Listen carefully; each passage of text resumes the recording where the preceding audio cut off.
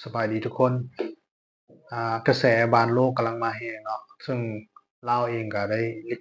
ขสิทธิ์การเบิ่งบานโลกผ่านแอปลาวทีวีเนาะหรือว่าของมันเป็นบริการของ Unitel เนาะซึ่งแอปลาวทีวีมื้อนี้ข้อยจะมาแนะนำวิธีการติดตั้งแล้วก็สมัครใช้งานสมัครแพ็กเกจให้สามารถเบิ่งได้ในแอปลาวทีวีเนาะว่ามีวิธีการแบบใดเนาะ จะยุ่งยากบ่สามารถเบิ่งได้บ่หรือว่าเบิ่งแล้วมันก็สิคักบ่หรือว่ามันสิค้างบ่เนาะไปติดตามเบิ่งนำกันเลยเราเข้ามาที่มือถือเราเนาะโหลดตัวนี้แอป Now TV ตัวนี้เนาะดาวน์โหลดมาเนาะผ่าน Google Play Store ก็ได้หรือว่า App Store เนาะใน iOS เราก็โหลดมาเนาะกดหลังจากโหลดมาแล้วเราก็กดเข้ามาเนาะเข้ามาหน้าต่างนี้เรากดใส่ตัวนี้เนาะน่ารักลาวทีวีตัวนี้เนาะตัวลุ่มกดเข้าไปกดเข้าไป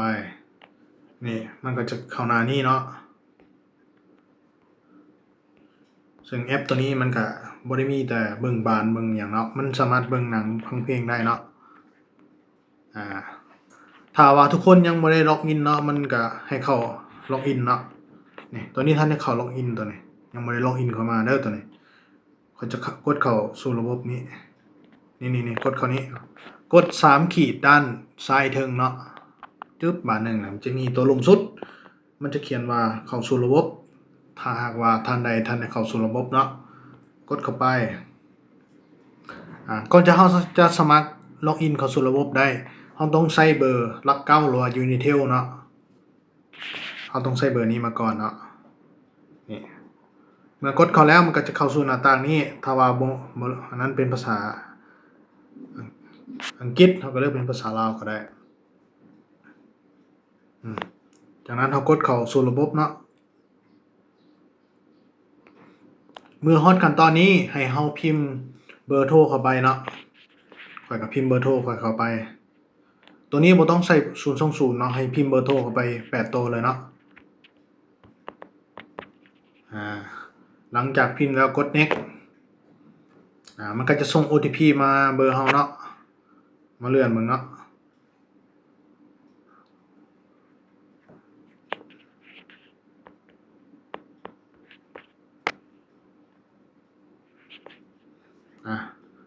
เฮาก็จะได้ OTP 6ตัวเนาะ OTP 6ตัวแล้วเฮากด next บาดนึงรอท่ามันเข้าสู่ระบบเนาะตัวนี้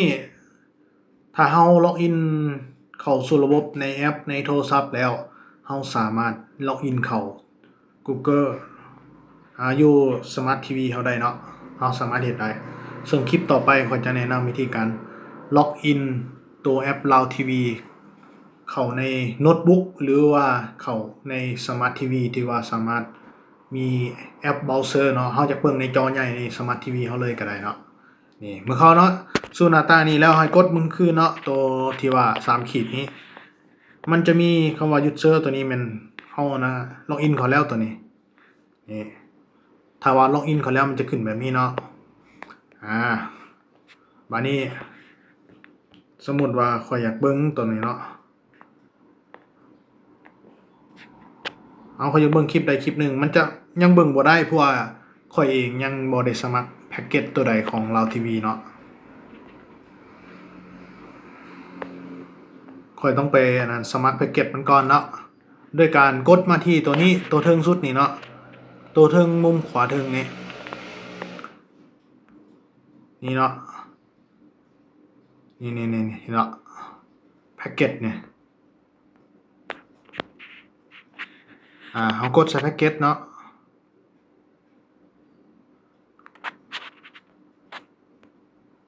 กดใส่แพ็กเกจนี่มันก็จะแสดงแพ็กเกจทั้งหมดที่มีอยู่ในนี้เลยเนาะว่าเฮาต้องการเบิ่งหรือว่าใส่แพ็กเกจตัวใดเนาะมันก็จะเริ่มต้น 1,000 กีบต่อมื้อเนาะหรือว่า 5,000 กีบต่อ7มื้อเนาะเฮาสามารถเลือกได้เนาะตัวนี้เขาจะเลือกเป็นตัว M5 นี้ตัว 5,000 กีบต่อ7มื้อเนาะเฮากด register เนาะจากนั้นกด confirm เนาะเรียบร้อย เนี่ยสามารถเบิ่งได้แล้วนี่สำเร็จแล้วการลงทะเบียนแพ็กเกจนี่กดใช้คืนก็ได้นี่มันจะบอกว่าเฮากดเวลาเฮากดใช้แพ็กเกจนี่มันจะบอกเลยว่าเฮาใช้แพ็กเกจตัวใดอยู่เนาะเห็นบ่ subscription time นี่เริ่มต้นแต่มื้อนี้วันที่ 11 โมงมื้อนี้หาวันที่ 19เนาะตัวนี้ตามนี้เลย end time กับ start time เนาะนี่มาเขาจะมาลองเบิ่งว่านี่จะลองเบิ่งว่าสามารถเบิ่งย้อนหลังได้บ่ตัวนี้กดใส่3ขีดแล้วก็กดใส่ Sport FIFA World Cup นี้นี่ถ้าว่าอยากเบิ่งย้อนหลังเด้อนี่กด3ขีดนี้แล้วก็ Sport FIFA World Cup เลื่อนลงมาเนาะนี่มันก็จะมีอันนี้เนี่ยตัวนี้นี่เกาหลีใต้กับเซกมันก็จะมีเม็กซิโกกับเซาท์แอฟริกาเนาะก็ไม่มีไฮไลท์มีหยังเนาะให้เบิ่งเนาะก็สิประมาณนี้เนาะเฮาสมัครแพ็กเกจแล้วก็สามารถใช้ได้เบิ่งได้ปกติเลยเนาะไปลองเฮ็ดเบิ่งเนาะตัวนี้สำหรับการเบิ่งสมัครแอปแล้วก็เบิ่งผ่านมือถือก็มีประมาณนี้เนาะไปลองเฮ็ดเบิ่งคลิปต่อไป EP ต่อไปเขาจะนำเสนอวิธีการแบบว่าเฮาเอาตัวนี้แอปตัวนี้นะเข้าไปในสมาร์ททีวีหรือว่าในโน้ตบุ๊กเนาะตัวนี้สำหรับคลิปนี้ลาไปก่อนเนาะบ๊ายบายเจอกันคลิปหน้าฝากกดไลค์กดติดตามให้เด้อ